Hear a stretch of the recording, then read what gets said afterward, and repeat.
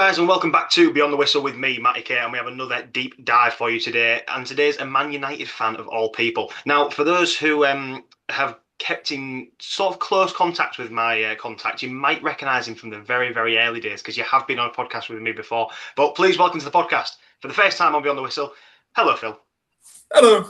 Do you remember the first podcast we did? Yes. Yes. And do you remember what it was about? No.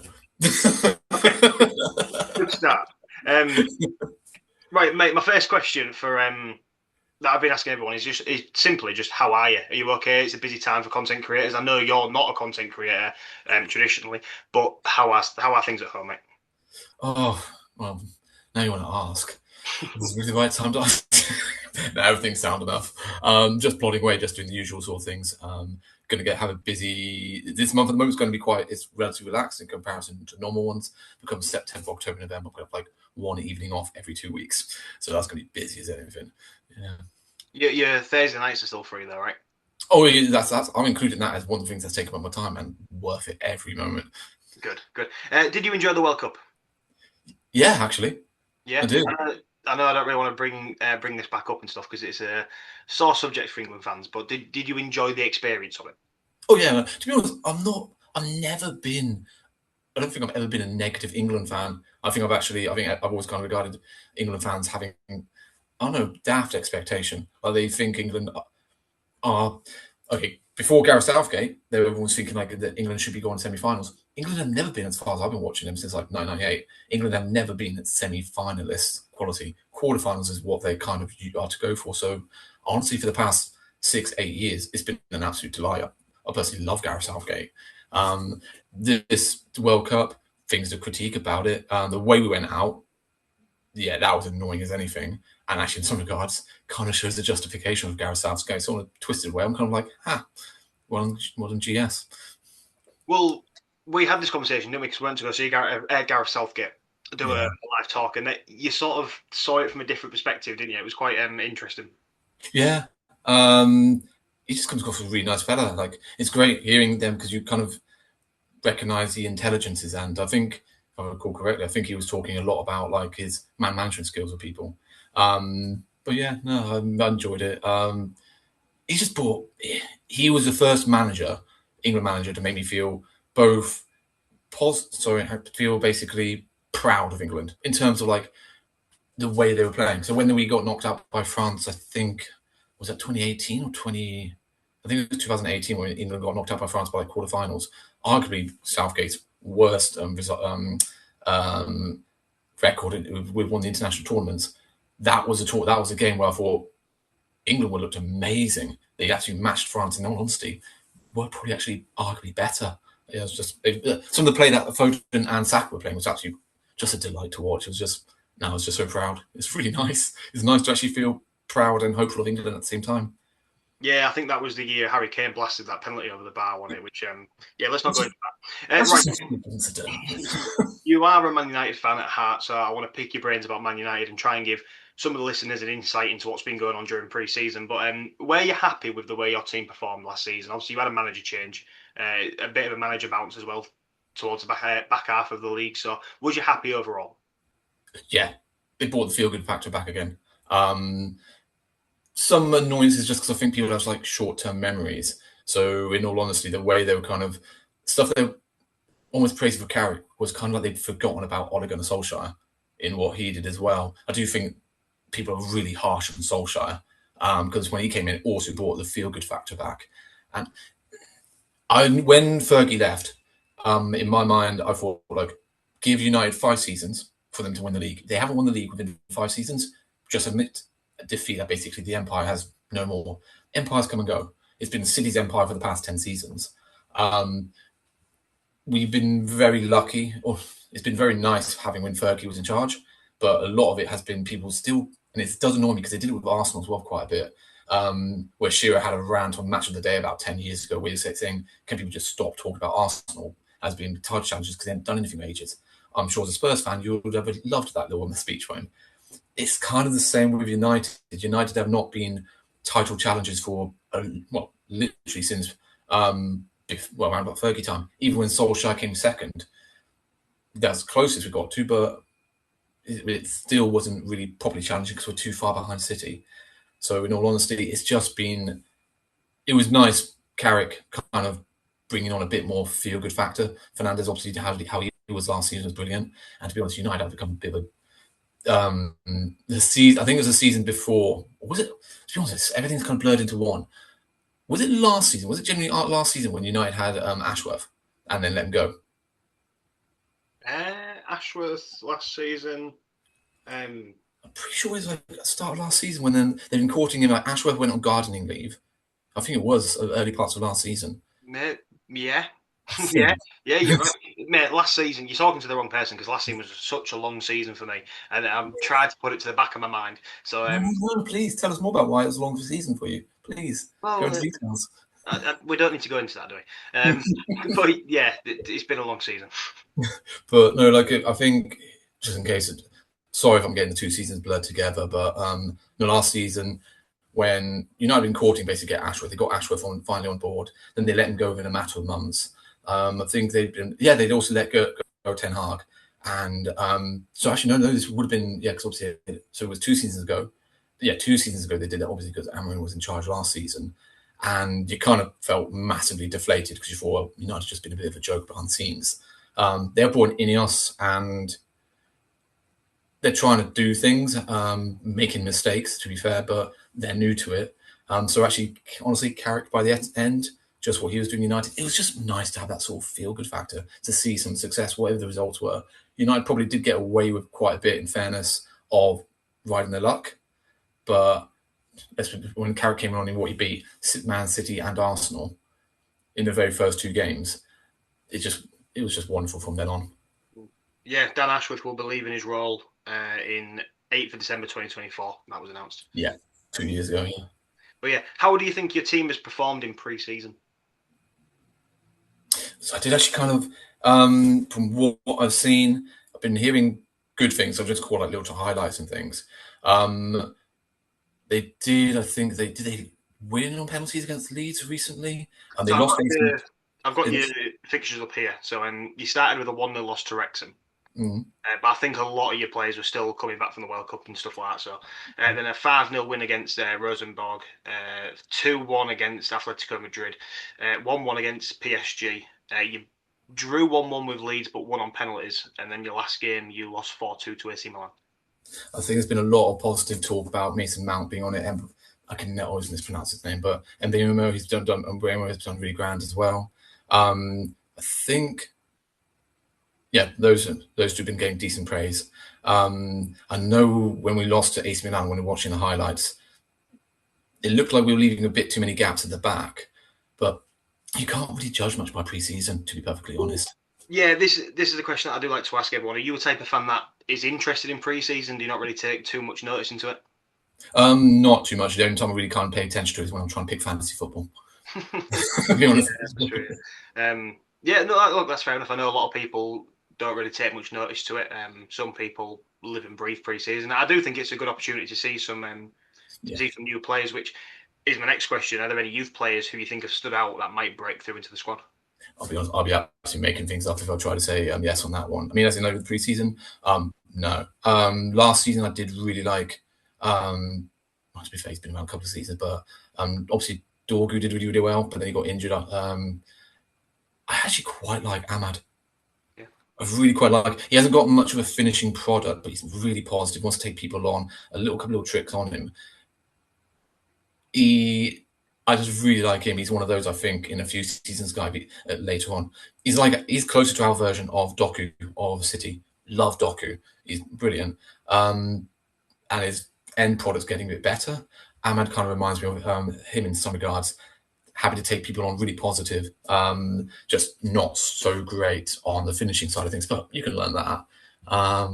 Yeah, so I've read people quite taken with Heaven. He's been doing really well. Yeah, that's pretty much my knowledge on that front. Yeah, no, fair enough. Who have you signed and who are you linked with? And who have you sold? So we signed I'm trying to think there. We signed Tielemans. I think he's been doing really well. We signed, I was actually reading it earlier. going to have to cheat. I do apologise. I want to use my phone on this one. See if I still got the page up on it. Let me ask you about, while you're loading that, let me ask you about Tielemans, because I think that is a solid signing. It basically sounds like he's going to be another progressive passer, and a lot of that has been falling on Fernandez's responsibilities and shoulders, and he's done brilliantly. So that's going to be quite good, having another player who can kind of do that as well. The thing is, we have excuse me for a second. So I've got on here, obviously Santos. Yeah. Yeah, you brought him in for 50 million. Yeah. Tielemans, is it Tynan Thompson? You bought him from, he was a Tottenham Academy youth player. We've got a couple of young players that have come into that. I was reading that earlier. We are linked with a Leicester player called Page. Yeah. And I think they're still trying to see if they can get him, but he's like 18, but he's done I think he's got 22 first team appearances already. And I think from what I was reading, he's maybe quite a decent box-to-box midfielder. Whether he's going to be somebody they're going to be trying to come in to bring onto the first team in United, or if it's a case of just he's got potential, bring him on and then sell him on later on, time will tell. But that's another player that they're interested in bringing in. How do you feel about Casemiro leaving? I think he's left on really probably at the perfect time for himself. He's left on an absolute high. A friend of mine went to watch Man United play about 3 or 4 seasons ago, and so watching him in the stadium, and he was blown away by how good Casemiro was.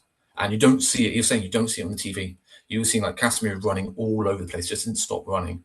Now the way the criticisms go towards Casemiro, you kind of make it sound like he doesn't do anything, but this report is like the absolute opposite. So it's kind of nice to hear, see him ending on a really, really good note. I mean, he just kept on scoring headed goals, lots of goals last season. Everyone loved him by the end of it. He's left with his head high. So that's quite nice. He's probably left at the perfect time, both for himself and for United. Yeah, I know it's a bit hard, especially because a lot of us don't have access to pre-season games, so you might not be able to actually see or watch it. But have you noticed any tactical changes with the manager this season? Not so much. That's one of those things I always want to improve my eyes on, and I'm never really that good at spotting that. So I'm afraid I can't answer them. No, that's fair enough. It's difficult to answer, mate, to be honest with you, because, like I said, we don't really tend to have access to a lot of pre-season games. But there's ways to get them. But like I said, a lot of people don't take pre-season too seriously, which is absolutely fair enough. I think a lot of it is, especially after a World Cup year, is getting minutes back into the legs. Yeah. I wanted to ask you, another question came. Oh, yeah, that was it. I've not actually got this one written down, but it just popped into my head. How do you think Man United are going to deal with more than one game a week this season? They definitely have to make more signings on that front. Fairness, they do get Rashford back. He's going to feel like a new signing, isn't he? Should technically. You will do. It's a lot of a grey area with Rashford, and I think people was a kind of vibe with him. But that's, yeah. To answer your question in terms of how United will cope with the more games, competitively speaking, because with England, it's the Premier League that matters, really. If the team wins the Champions League, brilliant, well done, genuine respect for it. But you might think, okay, you got lucky. But there's something about winning the Premier League where you just think it's just unquestionable. With the Premier League, that is really what kind of matters the most in England. So that's really where United have been always regarded, and what's their bar. If you're not winning the league, you're just a cup team. That's always used as a derogatory term, even though there's actually success for it. So something that works in United's favour, while I think they would actually probably, Carrick might struggle with it with the more games. There's 9 new managers in the league this season. So obviously Chelsea have a new manager. City have a new manager. Liverpool have a new manager. Spurs have a new manager. And all the teams are traditionally the top 6. I think that kind of works in United's favour because United have kind of less competition. They've got their own issues. For that kind of allows United to, when they do ultimately slip up, to still be competitive in pushing for being in the top 4 for the league. So I think that kind of works in their favour. But ultimately, they do need probably more signings to be able to work how to balance the fixtures. Who would you like to see them sign? To be honest, absolutely after the World Cup, you'll appreciate this. I would love United to have signed Spence. He was absolutely brilliant in the World Cup. I'm gutted because he's gone to Inter Milan now, hasn't he? Yeah, it's been announced. Yeah, look, I'm gutted to lose Spence. Rumours are he has got a bit of an attitude problem, and I don't think De Zerbi rated him that highly. He was used last season because he was kind of like, we had nobody else. We was dying on our ass with injuries. But yeah, I think this might. I think he'll flourish out in Italy. Yeah.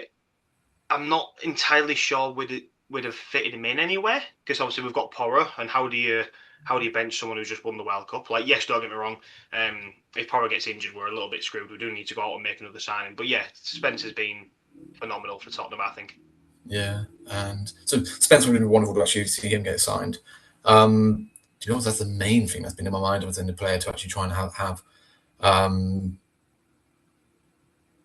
trying to think of other players that would come to my mind. I've been thinking of, but Spence was the main one in my head because Luke Shaw, when Luke Shaw's on it, he's absolutely on it, but he's too fragile. Spence would have hopefully added a bit more reliability in that. In all honesty, I'm quite excited by some of the players that we saw last season, the likes of Dorky, the likes of Ahmad. Then what they're doing. Dallo, I don't mind Dallo. He's an attacking fullback. He can be a bit chaotic sometimes, and he does get annoying when he just shoots from free blimmin' anywhere. But on the other hand, he's a difficult fullback. So it's actually I'm actually more excited about seeing the players who did well last season and what they're going to bring into this season. Hopefully taking a bit of, like I said, the weight off of Fernandez's shoulders. But Fernandez has just been ridiculously consistent for about, since 2020, I think it was, we got him.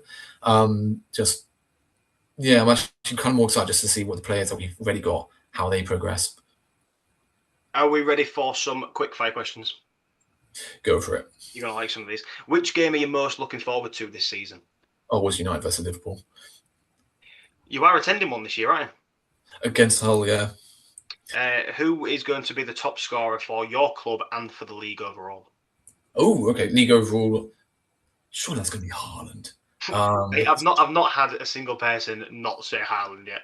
How can you not say Haaland? Even it'd be interesting to see how Haaland adapts to the new manager Maresca, or vice versa.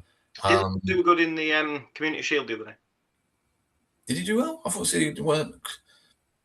I think City. It was more defensive that City had problems with. Defensively, they looked shaky, and Haaland was pretty quiet for most of the game. Yeah, I think that's when they do one of the one-on-ones. I think the goal did he miss it? Did the goalie save? I can't remember. And he was in a different position. Strange. Something about it was just different to what he was like under Guardiola, and the fact that he didn't score it made me think surely he would have scored that under Guardiola for some reason. Surely it should be the same. It's a player in front of a goal. It shouldn't matter who the manager is. But yeah, it'd be interesting to see him. But it was for United. To be honest, Cunha and Mbeumo? Yeah, I think if Carrick can't get something out of Rashford, then I don't think anyone's going to.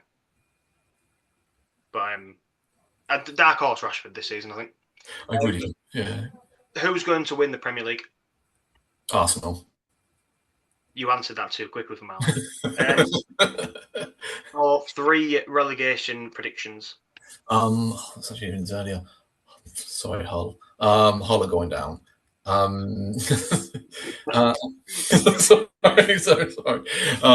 But as long as they make it, I don't think there's many people that are expecting Hull to stay up. Yeah, I hope they just make a good fight of it and just enjoy themselves, but make a good fight of it. Hull will be going down. This might sound like a stupid thing, but I do wonder how Bournemouth are going to cope without Iraola as their manager. Well, if I was going to trust anybody to get away with it, I would say Bournemouth are going to be all right. You know, I mean, they had their back 4 stripped last season. They've lost Semenyo. The recruitment is incredible. I would expect them to be all right. And I think I know it's pre-season. I don't even know who it was against, but I know they won 10-1 in pre-season against somebody. So it looks like they're not going to be short of goals. Yeah, that's good. But I know, like last season, everyone was thinking Brentford would struggle when they got Keith Curlin because they lost. Thomas Frank bought Keith Curlin, and actually Brentford were absolutely great. So it's so unpredictable, that sort of thing. But I'm curious about Bournemouth. Could Newcastle struggle? I don't know Newcastle. talking about being stripped and also losing their manager. At least with Bournemouth, no, forget what I was going to say there. That's Newcastle struggle. But in answer to your question, Hull are going to get relegated. Sorry. I was hearing earlier someone saying that they think Ipswich could go down as well. I don't know enough about Ipswich to say that. Let's go with that. Hull, despite what I was saying, probably Ipswich, just because they're probably more likely to go down than Newcastle or Bournemouth. I'm trying to think of the other teams. Not so confident on Coventry going down. I'm going to be fascinated to see how Lampard does with them this time around. Like, it's what it takes a different sort of manager to manage a team that's going to be challenging for the title, the Premier League, to a different manager of the relegation battle. I know it's maybe quick fire, sorry, but Mourinho, when he struggled with him during the Leicester City winning season, Mourinho said that he took like a different slant of it because just went on a weird run of just doing terribly, leading him to getting sacked halfway through the season. But he said that he kind of wished he'd gone through this experience earlier in his career, because he just found it so interesting that the team that won the previous season were now struggling. He's just like baffled by it. When you clearly got specialist managers who can do relegation battles, you've got the Sean Dyches, David Moyes up to decent of that. Sam Allardyce has been notorious for being really, really good at that. Tony Pulis, all these managers. Neil Warnock, they're really good relegation battles, but you've never thought would they be able to handle a Premier League title. But it always goes the other way around. Could genuinely the likes of Guardiola, Mourinho, other managers who have won championships and targeting that, can they work with players who are not got the abilities to be the top, if that makes sense? So Lampard, I'd be curious to see how he would do with Coventry. Generally, I'm curious about that. So I'm not too inclined to say Coventry get relegated, but yeah, Hull, Ipswich, and honestly, Bournemouth or Newcastle. Could be completely wrong. Yeah. No, do you know what? I have Newcastle down for a very long season. They've been stripped of a lot of players, so yeah, you're right. You could be right there. The surprise. Spurs, what? Sorry, mate? What? Did I say I should have said Spurs? What was that? What?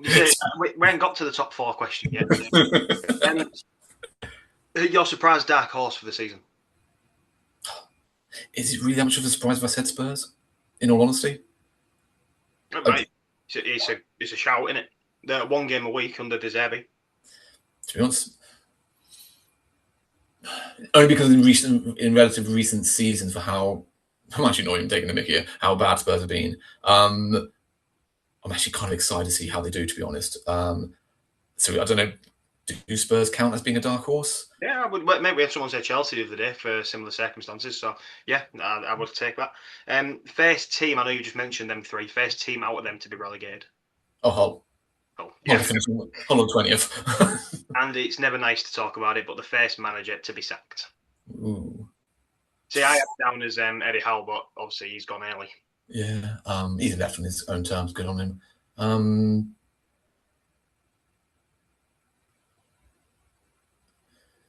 Could it be the Hull manager? I mean, I don't know how ruthless the chairman are, but I'm going to stop saying Hull just because it sounds like I'm beating on them. I'm trying not to.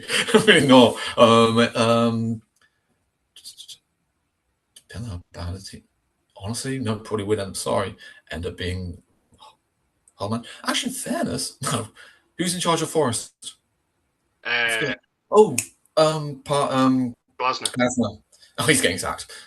Not because of him, it's because of Forest. Again, we had another content creator say exactly the same thing the other day about it'll be Forest just because of the owner. It's too trigger happy, isn't he? But yeah, mate, you've absolutely smashed that. I know you're not a content creator for football and stuff, but you do a lot of stuff. Is there anything that you want to plug while you're here? There will be a I've actually forgotten the name of it. Nothing I can actually remember at the top of my head, probably, I'm afraid. There is a show I'll be in November, about around the 20th sort of time, with the I'm a bad promoter of it because I can't remember the name of the company, the theatre I'm with. But there's a play I'm in around the 20th. Feel free to come watch it. It'll be in Do you at least know where the venue is? Not off the top of my head. This show, guys, is just Phil stood in the field by himself, just shouting. Mate, well done today. I appreciate you coming on. Well done. You've smashed your debut for Beyond the Whistle, and probably this won't be the last time we see you. So thank you, mate. Make sure you like, subscribe, do whatever it is you need to do on whatever platform you're watching on, and we'll see you later. Goodbye, mate. Thanks so much, everyone.